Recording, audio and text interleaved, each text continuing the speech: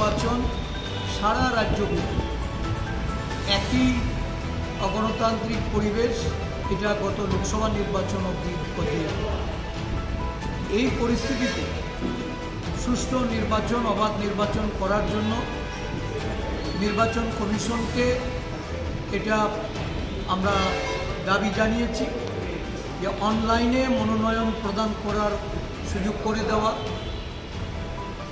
বিভিন্ন নির্বাচন কেন্দ্রে বিভিন্ন বুথে প্যারামিলিটারি ফোর্স দিয়ে নির্বাচন সংগঠিত করা, এই বিষয়গুলি আমরা দাবি আকারে পেশ করেছি। নির্বাচন কমিশন আমাদের আশ্বস্ত করেছেন ওনারা এই বিষয় নিয়ে আলোচনা করে সিদ্ধান্ত জানাবেন।